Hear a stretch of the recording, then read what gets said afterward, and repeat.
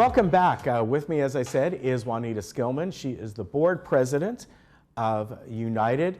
And I got scolded because I said at the Meet the Candidates, people could come and ask questions, but they can't. There's prepared questions. So she set me straight. Well, we have to do that because we have so many candidates, which is wonderful. We have 9 candidates this year. And if we had questions from the audience, we would be there all day. Okay. And we only have 2 hours. So. And there is 3 openings, am I right? There are 3 openings, and we have 9 candidates, 7 of whom, 6 will be there. We have 2 who could not be here for the Meet the Candidates today. Right. And I'm sorry to say, Janie Durrell filmed, and we will have a video clip of her opening statement, etc. Right. She's at a family reunion in Montana for her birthday, and 2 grandsons that are being deployed to Afghanistan. Oh, wow, okay. So, and I'm not sure Gregory McLaughlin's not going to be here also, but he just let us know yesterday, or Wednesday, that he wasn't going to be here, so we didn't have a chance to film him. Okay. But he will be available other times. All right, very good. Let's do a quick recap of the meeting that we had Tuesday. The most important thing, I think, that came out of that was we elected our new VMS board director to replace Ron Bellner, who passed away. And it's Dorothy Purcell, and she is wonderful. We are just thrilled. Yes, I know her, and she's really a great person. Her representing United on the VMS board. And so our constituents will get to see her because she'll be making regular reports at our meetings. But all right. She's really nice. We're very thrilled to have her. Under unfinished business, which is where we actually vote on things, we did 2 things. First of all, we did adopt the resolution for enforcement of the move-in, move-out rules, and that was a change of the hours because we had had complaints from many residents that people were moving in at night and there was too much noise and confusion, etc., and we're supposed to have a peaceful, quiet environment. So you can't have to have everything complete by 8 o'clock at night instead of midnight. So there's nobody moving in at 2 o'clock in the morning or whatever. Right. So we did pass that. And we also adopted the resolution on traffic school eligibility that we were asked by security, all of the boards, to do. And basically what that said was you cannot substitute traffic school for major moving violations. Okay. They're ineligible to just do traffic school. Okay. They need to go learn what they did wrong and how to do it better. Yeah. Now, traffic school is open to anybody out there who wants to pay the $20, and if you want to learn, you can do it. But we had the rule that you could substitute, instead of paying a fine, you could substitute going to traffic school. Okay. And security felt that needed to be changed, which it did.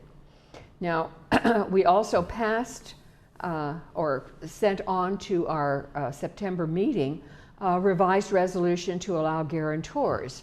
Now, this is something that's been in, been out, and the big change there is we allow guarantors now, but the guarantor has to be in California and their assets have to be in California. Because the problem that we had before was there was no reciprocity between us and other states.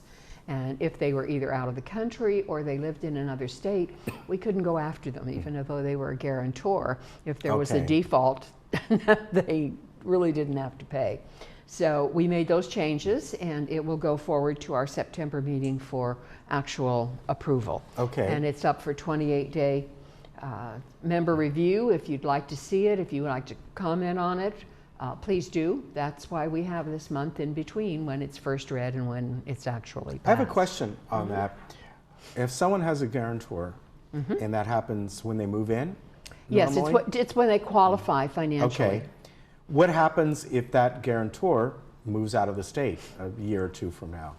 Well, that's always a problem. And sometimes, I mean, literally, they can pass away and the guarantor's not there anymore. Right. And so therefore, having the guarantor gets them into the village, but it leaves the village hanging because the reason they had a guarantor was because somebody had difficulty paying financially, and we can't go back to the guarantor. So that's one of the reasons we did away with it. But now we're bringing it back. We'll see how that works.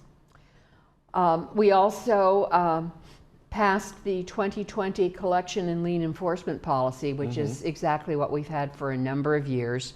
And this will come out in your November packet when you get all of the information we send out twice a year.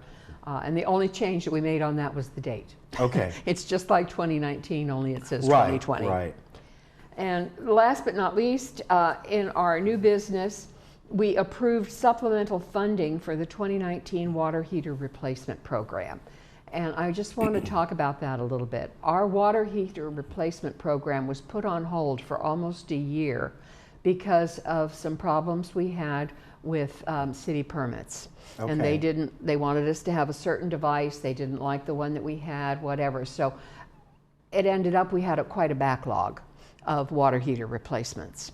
And we put money in the budget and we started it this year, and as of now, August, we have used up all the money that we had, and we Okay. have not completed all the backlog. And so we did a supplemental funding of over $900,000 to try to finish up this backlog so that we're not, I mean, we could have just stopped and waited until January to start Right. again. And we said, no, the people are here, they know what they're doing, we've got people waiting for them, let's go ahead and continue it. So we did put in the supplemental funding. But that's why we have reserves. Right. That's why we have our stuff there. It's that kind of thing that really makes a difference in our reserve funding. Now, I wanted to talk a little bit about reserve funding because that's been a prominent subject from some of our directors. When we had our budget meetings, basically we're looking at a $5 increase in our reserves. We have to keep putting money in. You can't just keep taking money out. And we can't try to keep it at a minimum. But this shows that in 2019, our per man or per month charged for reserves only, not the whole assessment, Okay. was $148. And now it's going up $4 to $152.02. Okay. And you can see in subsequent years it goes up $4 or $5. We had tried to do it an even $5 every time, but that didn't quite work. So Okay. this will be, but of course it's voted on every year. All we know is for this year. And we want to be able to keep our reserves strong enough so when we have unusual expenses, and please, God forbid, any kind of a disaster or something like that, we have the money to support the mutual. The board of directors is the board of directors of United Mutual Corporation. And our number one prime responsibility is to keep the mutual strong, to make sure that we have the money, to make sure that there's no nasty things being said about us. We have to reply to anything that affects the mutual. And of course that means the citizens. All of our residents are part of that mutual. But they think of me, of course, we all do. They're more individually, what does it mean to me? And we have to look at the big picture and say, what does it mean to the mutual? Okay. And so we feel that keeping the mutual strong is what we have to do. And the next slide will show you, this is from our reserve study, and the yellow line means that we are at medium risk for a special assessment. And that goes down to 2034 as long as we keep putting in this minimum amount per man or per month all the time. And it shows that right now we're 39.8. We'd like to be 40%. That's pretty close. Right. Percent funded. And we'll almost never be 100% funded, which is what reserve studies always like, and that's way down here in 2049. Right.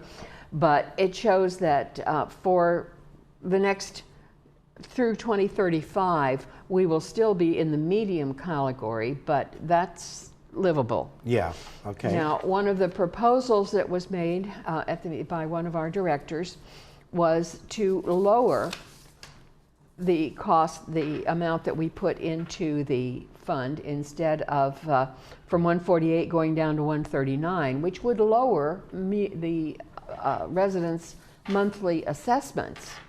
but it also lowers what we have in our reserves and does not make us as strong. And the last slide that shows we would be in the red zone, which is high risk for special assessment. We have never had a special assessment in the village, and we don't want one. It's a real shock when you have a special assessment and all of a sudden you owe $10,000 besides your per manor per month. And it's very common with common interest developments and homeowners associations that happens if there is any kind of an unusual event. Well, we want to make sure that we are adequately funded to be able to take care of that. And what we saw was that if we did this reduction, yes, it would mean that the per manor per month assessment went down for a year or two, but it also would put us in great danger. You can see the red line there for a number of years, and then medium. We would never get to the green line of being low assessment. Right. Buddy. So the board as a whole voted against it, and I just wanted everybody to know that's why we were looking out for the mutual as a whole, and we felt that this was the best way that we could do the budget. We do know that the assessment is going up this year. Right now, I believe it's about $24.50 per manor per month, and we also have to figure in the assessment from GRF.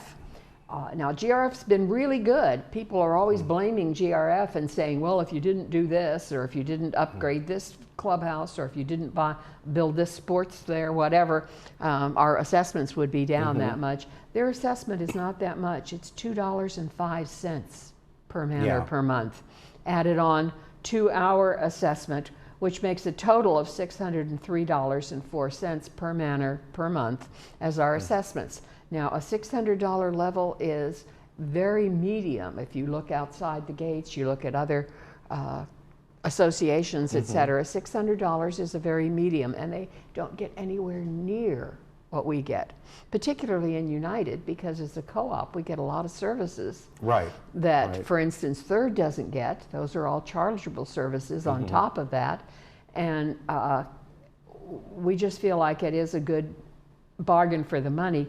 But we are doing what has been kicked down the road for years in our infrastructure. We are really working to make sure that our housing is going to last for another 50 years. Right. And we figure, again, that's our duty as the board for the corporation, is to look out for the strength of that. And nobody likes an assessment to go up, but sometimes it's necessary. Costs go up. Your cost of a loaf of bread at the grocery store, I'm sure none of your grocery store bills are anywhere near what they were 5 years ago. And it's the same way with almost all of our utilities, although I have to say there's been some controversy about our electricity and our solar costing us that much money. There was a mistaken saying when one of our members was on this day and said we had lost $30 million. No, we have not. The solar thing was a little over $3 million. Okay. And she just put an extra O on there, slip of the tongue. But our electricity for the coming year is way down compared with our other utilities, telephone, sewer, water. Water has gone up quite a bit in sewer. Yes, it has. And our electricity, because of our solar that helps take care of the electricity for the common area, which is what the mutual pays for, is way down, $2.44 for $2.49 up from $2.44. So we feel like it is starting to pay for itself. Any kind of a big project like solar takes a while to work out bumps in the first year or two.